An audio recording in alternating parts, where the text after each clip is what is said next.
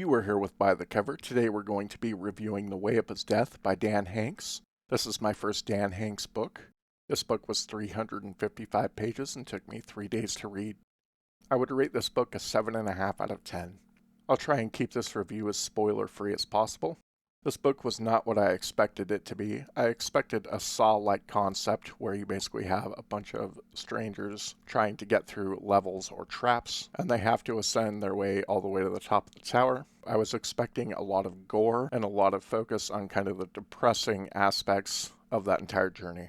And I read a lot of horror, but I have to be in a certain mindset to read that type of story. So I put off reading this story for a while because I thought that's what I'd be getting into, and that's not at all what this book was. While there is some gore in this book, and the kills are fun and unique, I wouldn't say the primary focus is on that aspect, but more on the journey and the reflection of life rather than just the killing. This is a very introspective book that makes you think about life itself, and I was not expecting to read something that deep. I absolutely love the cover of this book. I'm a big fan of art in general, and I think it's super beautiful.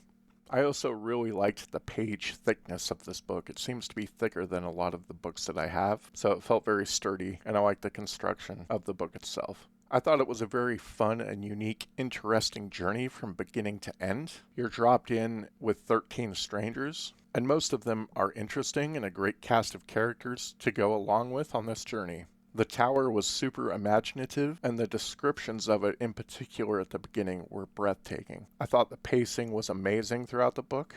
The primary two protagonists have very relatable struggles.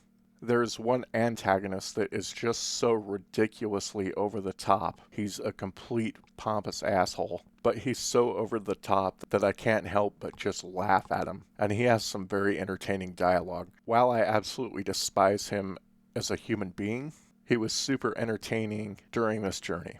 I love the insights into human behavior in certain situations in this book.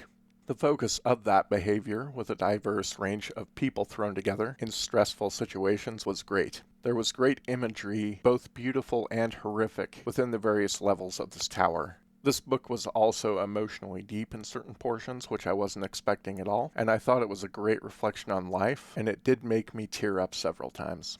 Now on to the dislikes. There were two very noticeable instances that I thought characters made choices that seemed the complete opposite of what they would actually do given their background. While I did like the characters, the author didn't develop all of them. There were about 4 out of the 13 characters that were pretty much complete throwaways and had very little background at all, and I would have liked to have seen them spend a little more time developing those characters. Some of the descriptions of certain levels felt rushed, and I would have liked to have seen more time spent with descriptions inside the tower, because the author was fully capable of doing great descriptions. I thought the journey of this book was epic, and I liked it from beginning to end. The ending, I don't think, was as satisfying as the journey. The ending wasn't the greatest, and it wasn't the worst.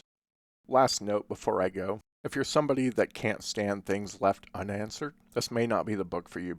But as with life, there's not always answers to everything.